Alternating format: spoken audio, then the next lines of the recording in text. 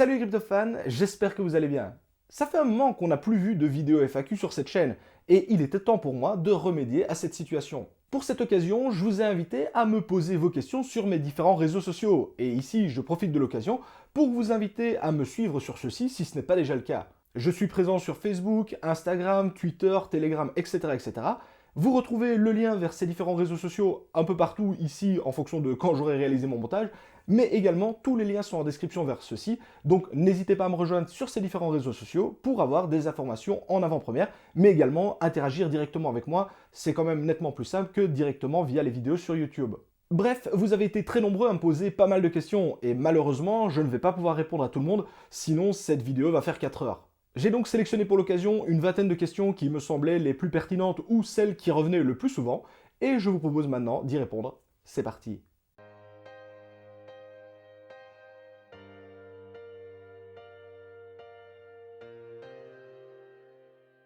Et par avance, je préfère m'excuser si j'écorche jamais votre pseudo, sachez que c'est absolument pas voulu.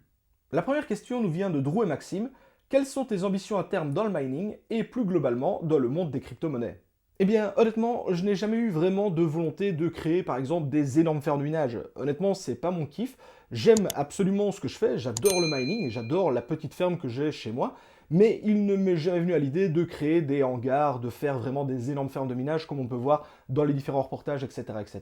Non, moi vraiment mon but et ce que j'ai vraiment découvert une passion, c'est justement la réalisation de ces vidéos, les explications, ce petit côté un petit peu professeur, hein, sans être péjoratif, c'est vraiment quelque chose de très bienveillant. Donc expliquer aux gens, partager ma passion, partager mes connaissances, mon savoir, etc.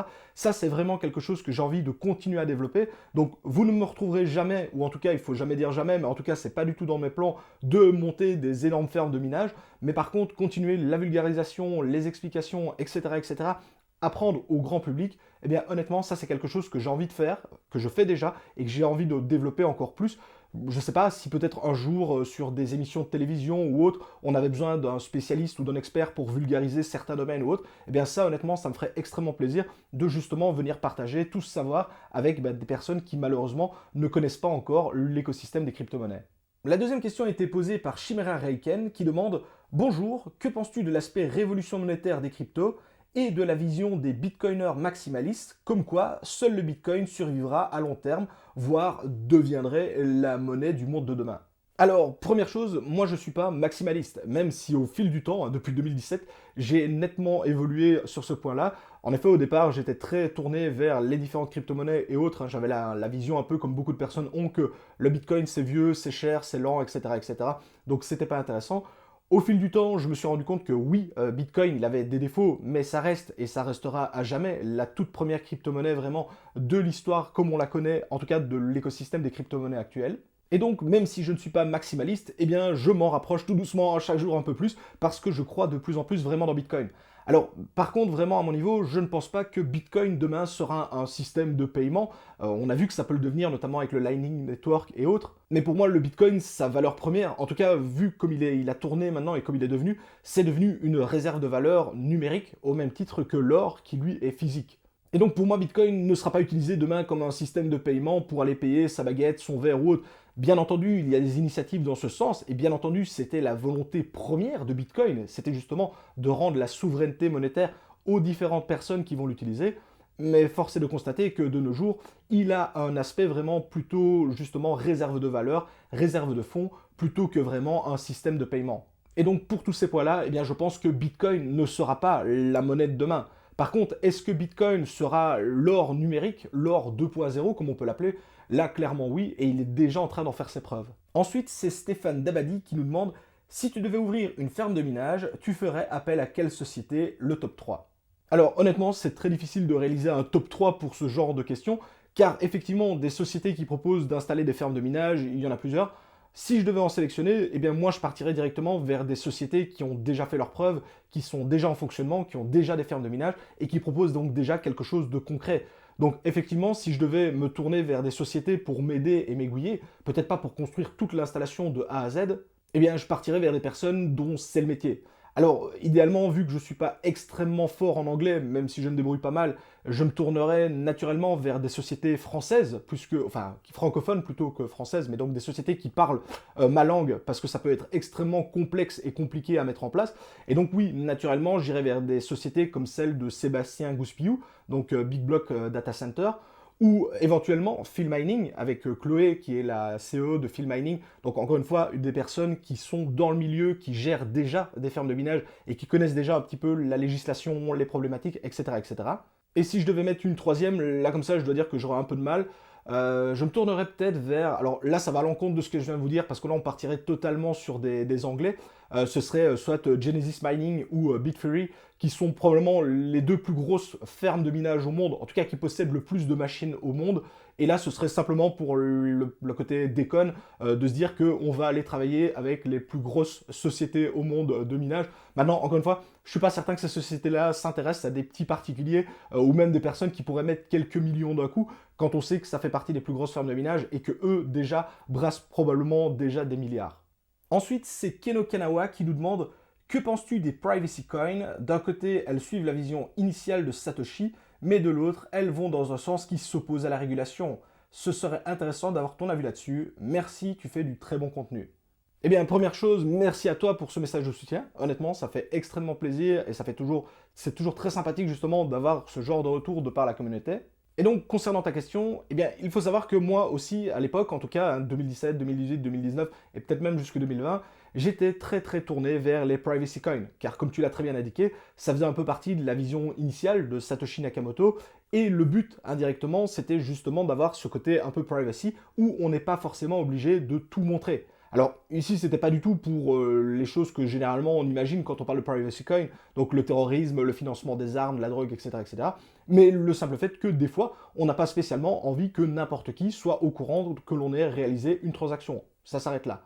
Maintenant, force est de constater qu'avec le temps qui passe, je me rends compte que oui, les privacy coins, c'est quelque chose de très intéressant, puisque justement, ça rejoint la vision initiale de Satoshi Nakamoto.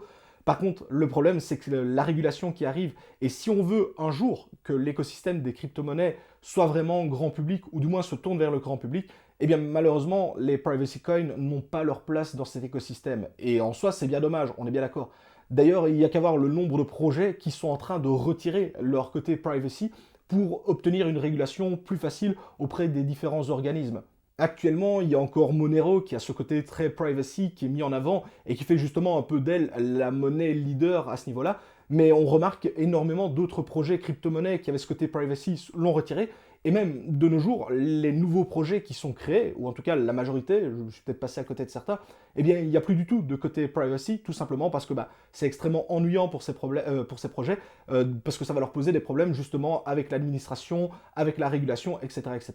Donc je pense que c'est un mal pour un bien. Effectivement, on perd un petit peu ce côté origine qui était très intéressant. Mais on se rend compte que si on veut qu'un jour la crypto-monnaie, de manière générale, et ici je ne parle pas d'un coin en particulier, soit utilisée à grande échelle, soit quelque chose qui puisse être utilisé sans crainte, donc sans se dire que derrière on va se faire assassiner par le FBI, la CIA ou autre, eh bien malheureusement il faut retirer ce côté privacy. Je ne dis pas que c'est une bonne chose, mais malheureusement je pense qu'on n'y échappera pas. Le monde est ainsi fait que ce qui est caché, ce qui est vraiment opaque, fait peur de manière générale hein, au grand public, et donc ce sera automatiquement retiré. Après qu'il reste des crypto-monnaies qui le proposent, je trouve que c'est extrêmement intéressant, extrêmement bien, parce que ça propose toujours une alternative. Maintenant, je pense que dans le futur, à part Monero, je ne vois pas encore énormément de crypto-monnaies qui vont apporter et continuer à développer ce côté privacy. Alors, la question suivante est peu banale, elle nous vient de Marvin Sossu, qui nous demande « Quelle est ta bière belge préférée et pourquoi l'Orval et quand comptes-tu venir faire un tour à l'abbaye ?» Alors, en réalité, j'adore l'Orval, ça c'est certain, mais je ne pense pas que ce soit ma bière préférée. En fait, en fonction de la météo, du moment, etc., eh bien, j'aime différents types de bières. On est en Belgique, on ne se refait pas. Et typiquement, eh bien, par exemple, après avoir tondu la pelouse, eh bien, je ne me vois pas boire une Orval. Je me vois plutôt boire une bière plutôt bien fraîche, justement pour me réhydrater. Par contre, en soirée, avec des petits fromages, un petit peu de saucisson, pourquoi pas justement avoir une bonne Orval ou autre. Donc effectivement, je suis très fan de bière, bien plus que de vin. Donc les différents types de bières, j'adore ça. Et une visite de l'abbaye, eh bien écoute, je ne l'ai encore jamais fait. Pourtant, j'ai déjà fait quelques abbayes, quelques brasseries. Et donc, si c'est une invitation, eh bien sache que c'est avec grand plaisir. La question suivante est vraiment d'actualité et nous vient de Nicolas Didier qui nous demande: bonjour, comment gères-tu l'électricité? J'ai 7 cartes qui consomment 1000 watts H24. J'ai reçu ma facture d'électricité mi-janvier, ça fait mal. Ça, je veux bien croire. J'ai jamais rien vendu depuis que j'ai commencé à miner, merci. Alors là, effectivement, il n'y a pas de miracle. En plus, avec le coût de l'électricité qui est en train d'augmenter, le minage, pour le moment, fait extrêmement mal, puisque d'un côté, la rentabilité n'est pas folle, on est toujours rentable, mais on n'est plus sur les rentabilités qu'on a pu connaître en 2021, où c'était extrêmement rentable, et de l'autre, eh bien, avec cette facture électrique qui augmente, ça fait qu'avec une même installation, eh bien, votre coût électrique qui augmente va faire que votre facture va également augmenter, et effectivement, à partir du moment où on commence à avoir des installations plutôt importantes, eh bien, ça peut faire vraiment très très mal au niveau de la facture. Et sur ce point, malheureusement, il n'y a pas de recette miracle, j'ai envie de dire. Ce que je peux vous donner comme conseil, c'est de chaque année essayer de changer de fournisseur d'électricité pour essayer d'obtenir les avantages nouveaux clients. Moi, personnellement, c'est quelque chose que je fais. Chaque année, je change de fournisseur électrique. Éventuellement, l'installation de panneaux photovoltaïques pour ceux qui en ont déjà ou qui prévoyaient d'en installer, ou même des batteries pour stocker l'énergie, eh bien, ça ne va pas faire de miracle. Ça va considérablement réduire votre facture électrique. Maintenant, ça reste un avantage très intéressant. Et sinon, la solution extrême à l'heure actuelle, vu que la rentabilité n'est pas folle pour le moment, eh bien c'est tout simplement d'arrêter ces machines. Alors je sais que c'est plutôt frustrant de voir tout cet argent qu'on a investi qui est en train de dormir, mais effectivement, si derrière on n'est plus capable de payer la facture électrique ou tout simplement d'assumer les différents coûts qu'il va y avoir avec ça, eh bien, je pense que le mieux, ce n'est pas de revendre le matériel maintenant, c'est plutôt de stopper sa machine, de laisser à l'arrêt pendant un mois ou deux, de faire un petit peu le point et voir un petit peu comment l'écosystème des crypto-monnaies évolue. Je vous rappelle justement qu'un des gros avantages du minage, c'est que l'on peut arrêter et redémarrer quand on veut. Et pour ceux qui ne voudraient vraiment pas arrêter, sachez que vous pouvez énormément diminuer votre consommation électrique en réalisant un gros undervolt. Vous allez effectivement perdre d'un côté de la puissance de minage, donc ça c'est plutôt dommage, mais c'est logique puisque vous réduisez la consommation. Par contre, de l'autre, eh bien, avec une consommation qui est nettement plus faible, eh bien, ok, votre machine n'est pas à l'arrêt, elle continue quand même à générer de l'argent, mais votre gain d'argent va être plus faible, forcément, vous allez générer moins de crypto-monnaies, mais également votre facture électrique. Sachez que ça peut être également une solution pour vous aider en ces temps qui sont un petit peu difficiles. Ewanaway qui nous demande pourquoi tu t'es mis à miner et pourquoi continues-tu? Alors, ça, c'est une question qui revient très très souvent. En fait, je me suis lancé dans le minage parce que, comme beaucoup de personnes, j'avais envie d'arrondir un petit peu mes fins de mois sans trop me fouler.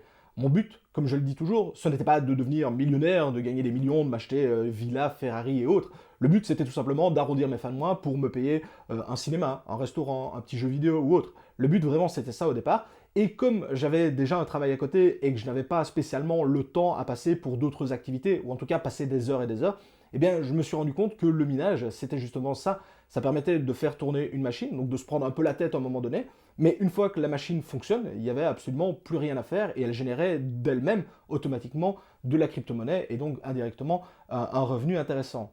Et c'est donc avant tout pour cela que je me suis lancé dans le mining plutôt qu'une autre activité. Il faut savoir qu'à l'époque, il n'y avait pas les pools de liquidité, il n'y avait pas le farming, il y avait du staking qui était déjà en place, mais très peu. Il y avait très peu de coins qu'ils proposaient quand j'ai commencé, on était en 2016. Donc au final, la seule façon de générer de manière passive à l'époque, c'était le minage. Et c'est notamment pour cela que j'ai commencé maintenant. Et au final, maintenant, je me suis énormément diversifié dans plein de choses, puisque je passe tout le temps à le dire, mais je fais du minage, du staking, du earning, du lending, etc., etc. Donc j'ai tout un tas de différentes activités qui me permettent justement de générer chaque jour un peu plus de crypto-monnaies. Et pourquoi est-ce que je continue? Eh bien tout simplement parce que c'est rentable. Alors comme je le disais dans la question juste avant, la rentabilité n'est plus aussi folle que par le passé, mais du moment que cela couvre ma facture électrique, eh bien je n'ai absolument aucun problème à continuer à laisser tourner ma machine, et donc c'est pour ça que je continue à miner de la crypto-monnaie. La question suivante nous vient de Justine Lavigne qui me demande combien as-tu de rigs de minage? Alors en réalité j'ai 5 rigs de minage, plus un sixième qui est en fait une plateforme un petit peu de test, d'extrapolation, etc. C'est vraiment une plateforme que j'utilise pour faire du minage quand je ne l'utilise pas, mais qui va me servir notamment si j'ai des nouvelles cartes graphiques à tester, du nouveau matos, ou si au contraire j'ai du problème sur un matos, eh bien je prends une carte et je la mets sur ce rig de test, un petit peu pour voir si le problème vient vraiment de la machine complète, ou si c'est juste un composant, etc. etc. Donc en réalité, je vais vraiment avoir 5 machines qui vont miner à temps plein et une sixième machine qui effectivement elle aussi mine à temps plein, mais uniquement quand elle n'est pas utilisée pour réaliser des tests ou autres. Cela me donne donc une cinquantaine de cartes, toutes de chez Nvidia, Et comme je l'ai déjà indiqué, ce sont des cartes plutôt d'ancienne génération, puisque moi à l'époque, je me suis équipé avec la génération du moment de l'époque, c'est-à-dire la génération 1000. Donc j'avais acheté massivement des cartes de génération 1000, et par la suite, j'ai racheté petit à petit du matériel. Maintenant, honnêtement, j'ai beaucoup de génération 1000, un peu moins de génération 2000, et pratiquement aucune de génération 3000. On verra bien avec la suite, avec la nouvelle génération 4000 de chez Nvidia, la nouvelle génération de chez AMD et également les cartes Intel qui me font pas mal d'œil, notamment parce que j'ai jamais eu de carte de chez Intel et ça m'intéresse d'avoir un de leurs modèles. On a ensuite Serge Quiba qui demande quels sont selon toi là où les cryptos qui ont le plus d'avenir, projet, utilisation massive du public hors flux. Alors là, je pense que je vais en décevoir certains, mais pour moi, clairement, les crypto-monnaies qui ont de l'avenir à l'heure actuelle, ça reste clairement les crypto-monnaies que l'on connaît déjà tous. Clairement, Bitcoin, Ethereum, qui pour moi sont vraiment leaders sur le marché et vont continuer à l'être dans les années à venir. Il n'y a qu'à voir toutes les nouveautés, tous les développements qui se font sur ces deux projets-là en particulier. Et ensuite, eh bien, en fonction de comment ces deux projets vont évoluer, on pourrait avoir tout ce qui est projets annexes comme Avax, Avalanche, Polkadot, Solana, etc., etc., qui sont un petit peu des remplaçants ou des potentiels leaders qui pourraient prendre notamment la place d'Ethereum si celui-ci n'arrivait pas à réaliser correctement ses différentes transitions. On a également bien entendu quelques projets de privacy, comme on en a parlé, puisque ça reste quand même un point qui est très intéressant pour les personnes qui sont là en pur, en dur, pour ce qui était vraiment la volonté des crypto-monnaies, donc à savoir le Monero, mais également le BIM, la crypto-monnaie BIM avec son protocole Mimblewimble. Je pense que Firo a toujours une base de privacy. Horizon également, je pense qu'il y a toujours une petite base de privacy avec sa technologie ZN-Snark. Donc voilà, en tout cas, pour moi, il y a énormément de crypto-monnaies qui vont pouvoir prendre leur envol lorsque le marché se portera bien mieux. Maintenant, celui-ci sera toujours drivé, qu'on le veuille ou non, par Bitcoin, ça c'est certain. Et ensuite, en fonction de comment va évoluer Ethereum, eh bien, ce sera soit Ethereum qui va continuer à driver le marché, et si jamais il réalise ces différentes transitions correctement, eh bien, les autres crypto-monnaies qui sont censées le concurrencer vont probablement perdre en intérêt, puisque Ethereum le fera en mieux. Et au contraire, si sa transition se passe mal, eh bien, on pourrait justement avoir de nouveaux challengers comme Polkadot, comme Solana, qui pourraient tenter de venir prendre cette fameuse deuxième place au classement de CoinMarketCap. On arrive maintenant à la moitié et c'est Mejimaji qui pose la question. La difficulté de minage est en baisse, ça dépend sur quelle crypto-monnaie, mais on va dire que ok. Pourquoi malgré que le minage passif est toujours profitable? Alors, c'est pas compliqué, comme je l'explique toujours, le minage, on peut voir ça comme une sorte de gâteau qu'il va falloir partager en différentes parts entre les différents mineurs. Il est certain que si la difficulté baisse, cela veut dire qu'indirectement, il y a moins de mineurs sur le réseau dont on parle, donc peu importe le réseau, mais ça veut dire qu'il y a moins de mineurs. Et donc, ça veut dire que chaque mineur individuel qui est resté sur le réseau va obtenir une part de gâteau qui va être plus importante. Donc d'un côté, si la crypto-monnaie perd de la valeur, mais que la quantité de crypto-monnaie que vous allez miner augmente, eh bien ça peut parfois compenser, en totalité ou non, cette baisse de prix. Et c'est justement ça qui est très intéressant avec le minage, parce que l'autre cas de figure est également possible. Si la crypto-monnaie prend de plus en plus de valeur, il y a de fortes chances qu'il y ait de plus en plus de mineurs. Donc vous allez miner des parts plus petites de ce gâteau, donc vous allez obtenir moins de crypto-monnaie. Mais en contrepartie, la crypto-monnaie que vous allez miner, elle vaut beaucoup plus cher. Et donc également, encore une fois ici, ça peut venir compenser ou non. Le minage, c'est donc un système complexe à mettre en corrélation et qui permet justement d'avoir des régulations qui vont se faire d'elles-mêmes ou non, justement, en fonction de l'évolution des prix. On a déjà vu par exemple des crypto-monnaies qui vont perdre énormément de valeur et le nombre de mineurs sur le réseau va rester fixe ou même augmenter. Et donc là par contre, les différents mineurs vont vraiment être en perte sèche puisque tout simplement ceux-ci vont miner toujours moins de crypto-monnaies et une crypto-monnaie qui vaut moins cher. Par contre, le contraire est nettement moins vrai. Lorsque le prix de la crypto-monnaie a tendance à exploser, généralement, le nombre de mineurs a tendance également à augmenter. Je n'ai rarement vu que des situations où le nombre de mineurs n'augmentait pas, ou du moins n'augmentait pas directement. Mais au final, on a différents mécanismes qui vont entrer en jeu, qui vont faire que d'une façon ou d'une autre, en fonction bien entendu de votre coût électrique, le minage peut toujours rester rentable en fonction de la crypto-monnaie que vous allez miner. On enchaîne maintenant avec la question de Chaos and Road qui demande: quand Ether 2.0 sera effectif, les mineurs vont se ruer sur d'autres cryptos, augmentant la difficulté. Le flux étant dans les top rentabilités actuellement, que penses-tu qu'il va arriver à sa valeur? Un crash ou un up? Alors honnêtement, il est impossible de répondre à cette question car on ne sait pas du tout comment les mineurs vont se répartir sur les différentes crypto-monnaies et surtout quelle va être leur stratégie lorsqu'ils vont migrer sur une autre crypto-monnaie. Si par exemple tous les mineurs se dirigeaient vers le flux, effectivement sa difficulté de minage va exploser. Ensuite, il faudra voir comment ces mineurs vont agir sur le cours du flux, parce que comme l'émission des flux vient à 50% en partie des mineurs, eux vont pouvoir commencer à jouer et à faire des jeux sur le prix en le faisant soit monter, soit en le faisant descendre. En effet, si les différents mineurs décident de vendre massivement, on pourrait avoir un crash du prix du flux, puisque derrière, on n'aura pas suffisamment d'acheteurs, ou au contraire, les mineurs pourraient justement ne vendre qu'une petite partie des flux minés, justement pour raréfier la position du flux sur les exchanges, donc le rendre de plus en plus rare, de moins en moins disponible, et d'une certaine façon, augmenter son prix. Alors, je sais que dit comme ça peut paraître surprenant, sauf que ici, je ne vous parle pas d'un petit mineur qui aurait 2 machines chez lui et qui se dirait, tiens, je vais essayer de rendre plus rare le flux. Non, non. Ici, je vous parle de très grosses fermes de minage qui ont le pouvoir et la possibilité de manipuler le prix des crypto-monnaies justement en liquidant de grosses parties ou plutôt en conservant de grosses parties.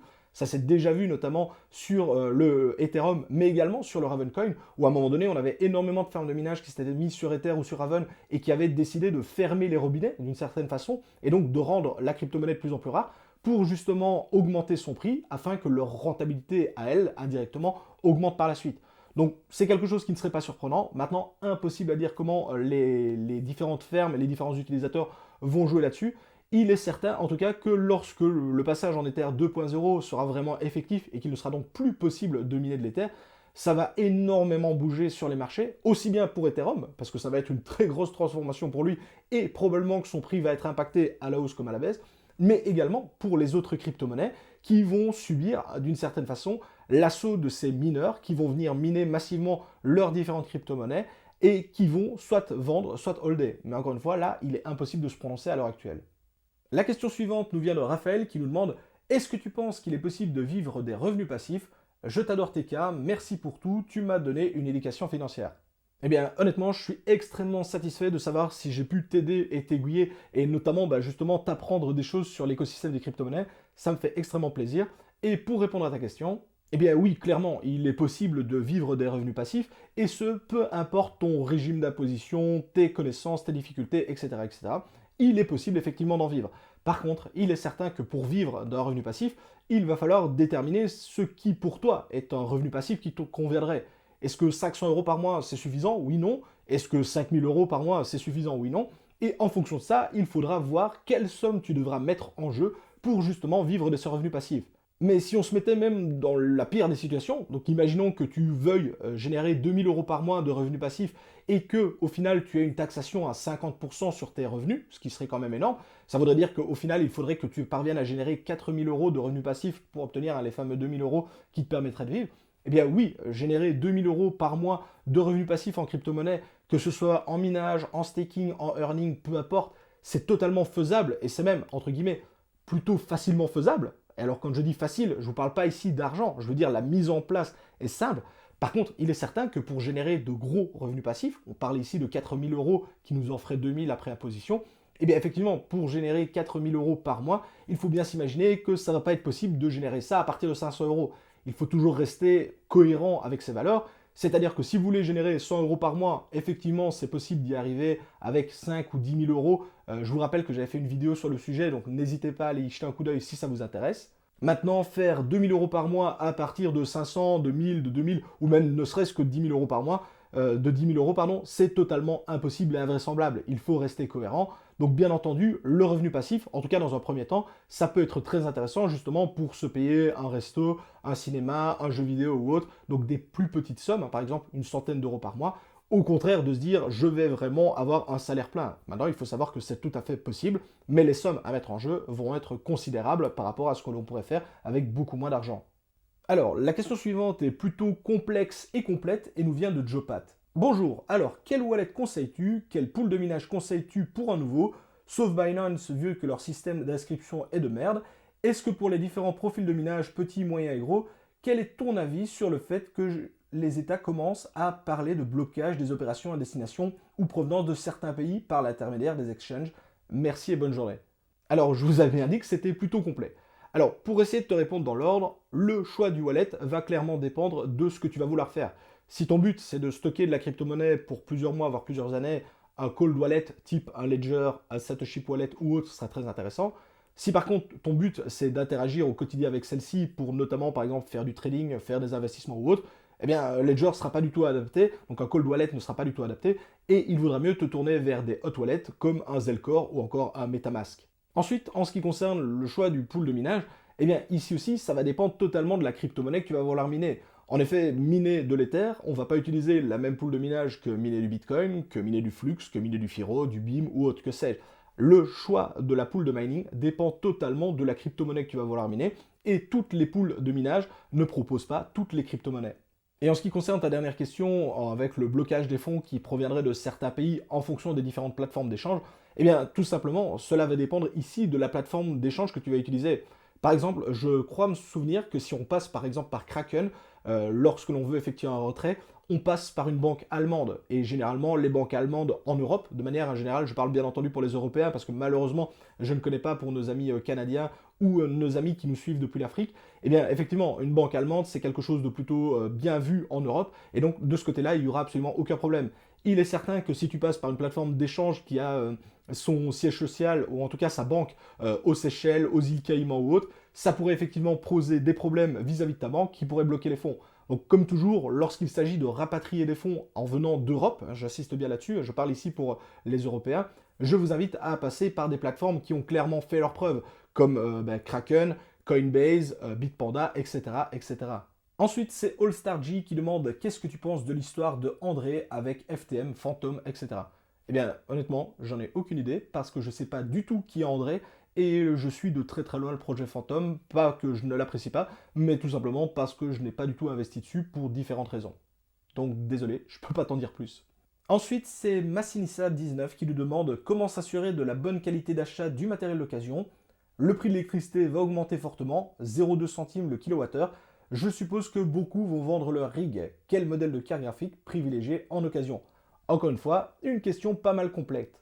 Et pour te répondre dans l'ordre, eh bien, en premier lieu, lorsque l'on achète du matériel d'occasion, la première chose à faire, et il faut vraiment le faire, c'est de tester le matériel. Pour moi, il est impensable et impossible d'acheter du matos de minage sans l'avoir vu fonctionner au préalable. Et ici, je ne vous parle pas d'une vidéo ou autre, il faut réellement se rendre sur place pour voir un petit peu comment le matériel fonctionne, s'il n'y a pas de bruit suspect, s'il n'y a pas de problème au niveau des températures, d'où l'intérêt de se rendre sur place justement pour lancer un logiciel de minage, pour un peu checker les différentes températures, les vitesses des ventilateurs, etc. etc. Un autre point qui peut être très intéressant, c'est d'avoir également les factures d'achat des différents composants. Ça reste une façon supplémentaire de s'assurer que le matos n'est pas trop ancien. Hein, par exemple, notamment sur des RX 580 qui, il y a encore peu de temps, pouvaient encore être vendus en neuf. Et bien, de cette façon-là, vous saurez si vous achetez une carte de 2016 ou plutôt de 2019 ou 2020. Donc clairement pour moi, le maître mot, c'est de se rendre sur place, de tester le matériel sur du minage, justement un petit peu pour voir ce qu'il a dans le ventre, et d'écouter s'il y a des bruits suspects ou autres. Maintenant, on est bien d'accord que quand on est totalement débutant dans le milieu, ça peut être extrêmement compliqué. C'est pour ça que le monde de l'occasion, on peut faire de très bonnes affaires, mais également de très mauvaises, et particulièrement lorsqu'on est débutant.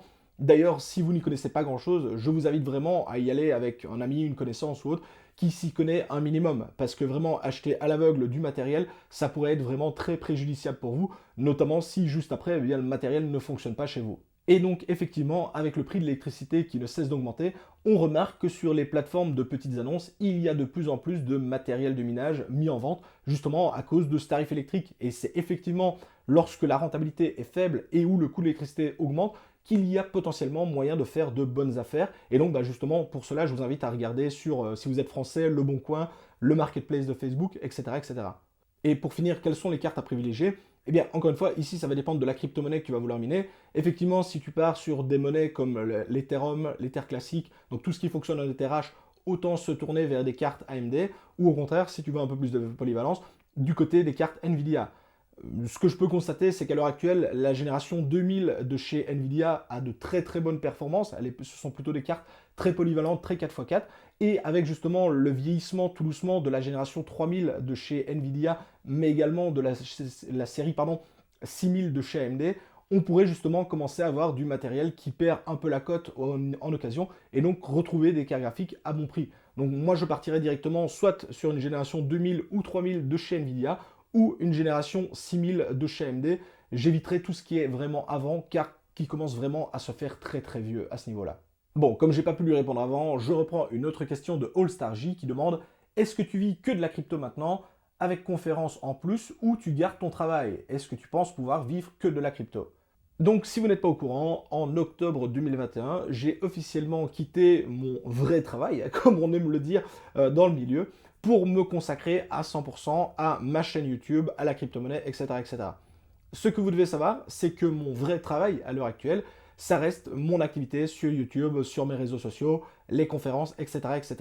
La partie investissement dans les crypto-monnaies, je la fais à titre privé, comme je le faisais avant, c'est-à-dire quand j'avais mon précédent travail, et comme n'importe qui d'entre vous pourrait le faire. Je ne vis pas uniquement de la crypto-monnaie, de tout ce que j'ai investi dedans, et du minage, du staking ou autre. Ici, vraiment, mon activité principale et l'activité qui me permet de vivre au jour le jour, ça reste mon activité YouTube, consulting, conférences, etc., etc. Je pense réellement qu'il est possible de vivre à 100% de la crypto-monnaie. Maintenant, c'est un choix qui se veut plutôt risqué et plutôt entreprenant. Maintenant, je suis vraiment très admiratif et très fier des personnes qui arrivent à ne vivre que de cela. Mais dans mon cas, clairement pas. La crypto-monnaie, c'est un investissement privé comme n'importe quel investissement privé. Mon véritable travail, c'est l'activité YouTube et autres, mais bien entendu, qui est indirectement lié au domaine des crypto-monnaies. La question suivante nous vient de Julien Rondel-Collier qui demande: Hello TK, quelles seraient selon toi les nouvelles monnaies minables sur lesquelles parier? Merci d'avance.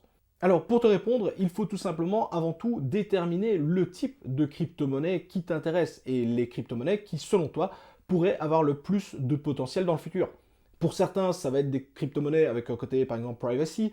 Pour d'autres, ça va être des crypto-monnaies qui allient le minage et les masternodes ou le minage, le staking, et au final c'est pareil, tout simplement parce que ces personnes vont penser que l'avenir des crypto-monnaies passera par ce type de fonctionnement. Pour d'autres, ça va être des crypto-monnaies en lien avec les métaverses, les play to earn, etc., etc. Et donc pour moi, pour déterminer si une crypto-monnaie pourrait avoir le potentiel d'exploser dans le futur, eh bien il faut se mettre à la place d'une personne lambda, donc d'une personne qui est hors minage, et de voir vers quel type, elle, de crypto-monnaie, elle pourrait être intéressée. À l'heure actuelle, par exemple, on voit qu'il y a un très fort intérêt pour les métaverses, les play to earn. La question qu'il faudrait se poser, c'est est-ce que dans 5 ou 10 ans, les métaverses et les play to earn auront toujours le vent en poupe? Si la réponse est oui, on pourrait donc se diriger naturellement vers ce genre de crypto-monnaie, même s'il y a effectivement très peu de crypto-monnaies. Honnêtement, là, comme ça, j'en connais même pas qui fonctionnent en minage pour ça. Ou alors, au contraire, se tourner plutôt vers l'aspect technique et les fondamentaux, où on pourrait se dire, ok, les métaverses et les play to earn, c'est l'avenir, mais pour faire fonctionner ces métaverses et ces play to earn, il faudra par exemple des serveurs décentralisés, des applications de gestion de messagerie, des applications de gestion comme Discord, Telegram ou autre, hein, que sais-je. Donc là, ce sont vraiment des exemples.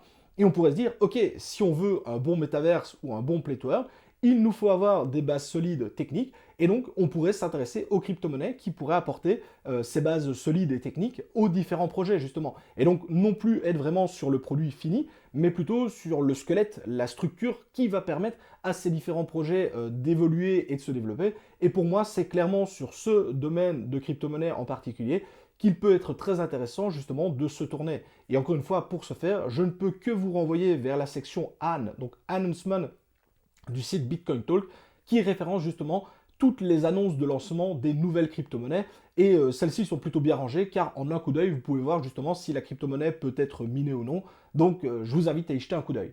Ensuite, c'est Youssef Lezam qui nous demande: Salut TK, j'adore ton contenu et ce que tu nous proposes, merci à toi. Et je me suis lancé dans le minage grâce à tes vidéos, et je n'ai pas regretté, je tenais donc à te remercier. Bah écoute, félicitations à toi l'ami. J'ai une petite question concernant le mining en période de bear market. Quelle stratégie, toi, tu adopterais? Continuerais-tu à miner même si la rente baisse? Si c'est le cas, faut-il mieux holder les cryptos qu'on mine ou les vendre au jour le jour? Voilà, et bonne continuation, et encore merci pour ta vidéo. Eh bien, comme pour les autres, encore une fois, merci à toi pour ce commentaire qui me fait extrêmement plaisir. Et ici, eh bien, je veux dire que la réponse va dépendre totalement de toi. C'est très difficile de répondre. Dans mon cas, personnellement, je hold une grande partie des crypto-monnaies que je suis en train de miner, tout simplement parce que j'ai pas envie de les vendre à un coût qui est bien trop faible, à mon niveau, hein, que je considère bien trop faible par rapport à ce que potentiellement elles pourraient valoir plus tard. Maintenant, ça reste un pari très risqué, puisqu'on a déjà vu des bear markets qui peuvent durer 1 an, 2 ans, 3 ans. Et il est certain que si le bear market que l'on connaît, en tout cas actuellement, donc en tout cas cette baisse du marché des crypto-monnaies, venait à durer 3 années, je ne pourrais pas absolument garder cette stratégie pendant 3 ans. Et donc il faudra bien entendu s'adapter. Je pense que le mieux à faire, eh bien, c'est toujours justement d'être plutôt polyvalent, de plutôt pouvoir s'adapter, et surtout de pouvoir réagir un petit peu au jour le jour. Rien ne t'empêche de holder pendant une semaine les crypto-monnaies que tu vas miner, et la semaine suivante, de vendre au jour le jour, ou tous les 2 jours par exemple, les crypto-monnaies que tu vas obtenir. C'est ça qui est encore une fois génial avec le minage. Tu es totalement libre de faire ce que tu veux. Tu pourrais miner pendant un mois pour hold et ensuite revendre pendant un mois. Tu pourrais vendre tous les jours, etc., etc. Cela va vraiment dépendre de l'évolution globale du marché. En tout cas, en ce qui me concerne, et pour le moment, je ne suis pas pessimiste vis-à-vis de l'avenir du marché des crypto-monnaies. Je suis même plutôt très très optimiste. Et donc pour le moment, j'ai plutôt tendance à hold plutôt que vendre au jour le jour. Mais bien entendu, ça reste ma vision et ma stratégie vis-à-vis du marché à l'heure actuelle. Il est certain que si tu vois cette vidéo dans 6 mois et que le marché a complètement changé de sens, par exemple qu'il monte très fortement ou même au contraire baisse très fortement, eh bien j'adapterai ma stratégie. Je ne vais pas m'entêter absolument à rester dans une stratégie que j'ai établie à un instant T, elle ne sera plus valable à un instant T plus 1. L'avant-dernière question nous vient de Alexandre Berger qui demande: en ce début d'année, je suis un peu sur les freins avec l'univers des crypto-monnaies. Je me demande comment ça allait de ton côté. Est-ce que tu penses retourner sur le marché du travail? Alors effectivement, en tout cas au moment où je tourne cette vidéo, le marché est clairement pas foufou. D'ailleurs, je le constate bien au niveau de mes différentes statistiques, que ce soit au niveau des vues, au niveau des posts Twitter ou autres. Eh bien effectivement, je perds énormément en visibilité, tout simplement parce qu'il y a pour le moment un désintérêt massif de la communauté. Je parle de manière générale, et ici je ne parle pas spécialement de vous qui me suivez, mais vraiment de l'écosystème vraiment global des personnes qui s'intéressent beaucoup, beaucoup moins à l'univers des crypto-monnaies, et donc ça, je le ressens. Par contre, honnêtement, à l'heure actuelle, je n'ai absolument aucune volonté de retourner vers un travail, je vais dire, plus classique. J'aime énormément ce que je fais justement en faisant ce type de vidéo et notamment en répondant à vos questions. Et honnêtement, à l'heure actuelle, je ne me vois pas retourner vers ce genre un emploi traditionnel comme je l'avais avant. Maintenant, il est certain qu'à un moment donné, il faut toujours bien avoir quelque chose dans son assiette. Il faut bien payer tout le décor, la maison, etc., etc. Et il est certain que si à un moment donné, je ne parvenais plus à payer les factures, je serais bien entendu obligé à un moment donné de prendre les devants et de me remettre à un travail plus traditionnel. Maintenant, en tout cas, à l'heure actuelle, c'est pas du tout dans ma volonté.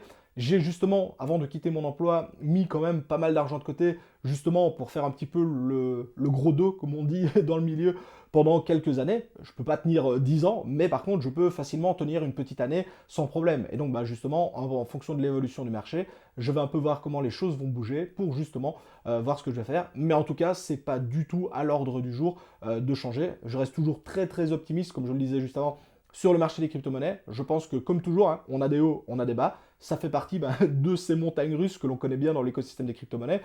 J'ai connu le passage de 20 000 à 3 800 $ pour le Bitcoin. Le passage de 65 000 à 38 000 ne me fait pas plus peur que ça. Honnêtement, je commencerais à me tracasser si on retournait à 20 000 $. Mais pour le moment, c'est pas le cas. Et rien n'indique qu'on pourrait retourner à ces 20 000 $, en tout cas pour le moment. Et donc, bah, je reste extrêmement confiant pour la suite et l'avenir des crypto-monnaies. Et pour finir, la dernière question nous vient de chez Axion qui demande: combien et quel type de node Flux as-tu déjà monté? Et bien sûr, tu as des vues sur de nouveaux projets crypto actuellement. Alors oui, j'ai monté chaque node de Flux, hein, parce que comme tout le monde, j'ai pas commencé directement avec les plus gros nodes. Je suis passé par le 10 000, par le 25 000 et j'ai monté le 100 000. Et en ce qui concerne les différents projets de crypto-monnaie, oui, je suis sur différents projets. Maintenant, comme je vous l'ai indiqué, je reste vraiment pour le moment très tourné vers les projets ultra ultra basiques que sont Bitcoin, Ethereum, etc., etc. J'essaye également d'avoir un peu plus de stablecoin dans mon portefeuille parce que c'est toujours ce qui m'a fait énormément défaut, notamment quand on a des grosses baisses comme au moment où je tourne cette vidéo, le fait de manquer de stablecoin parce que j'en avais quand même de côté, mais clairement pas suffisamment que pour acheter toutes les potentielles baisses et justement être bien positionné par la suite. Et ça, c'est notamment un changement au niveau de ma stratégie globale. Hein. Ici, je parle vraiment de manière globale au niveau de la gestion de mes crypto-monnaies et de mon portefeuille.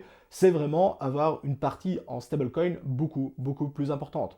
Parce que, comme on dit toujours, hein, normalement, un bon investisseur doit être 80% en stable, donc en monnaie fiduciaire, stablecoin dans notre cas, et 20% dans ses investissements. Sauf qu'on est bien d'accord que lorsqu'on se lance, hein, personne ne fait ça. Ça veut dire qu'avec 1000 euros, vous ne pouvez jouer qu'avec 200 euros et vous devriez garder 800 euros. Ça, c'est la théorie. En pratique, c'est totalement différent. Mais effectivement, j'aimerais augmenter cette part. Honnêtement, je ne connais pas les valeurs que j'ai actuelles, mais à mon avis, ça ne représente même pas 20% de mon portefeuille.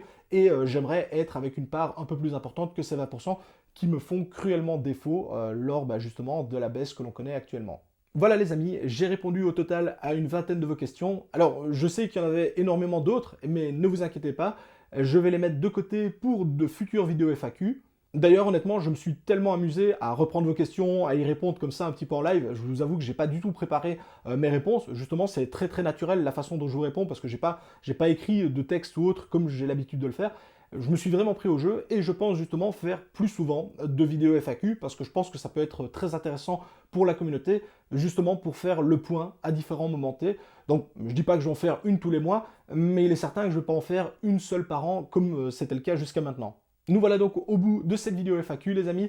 Si elle vous a plu, comme d'habitude, je compte sur vos likes et vos partages. N'hésitez pas non plus à vous abonner, ça me fait extrêmement plaisir et c'est la meilleure façon de soutenir ma chaîne, notamment au niveau des statistiques. Comme je vous le disais, pour le moment, c'est clairement pas la folie, avec un désintérêt massif de la part des différentes personnes envers l'univers des crypto-monnaies. Donc si vous pouvez m'aider d'une façon totalement gratuite, n'hésitez pas à liker, n'hésitez pas à partager, n'hésitez pas à vous abonner.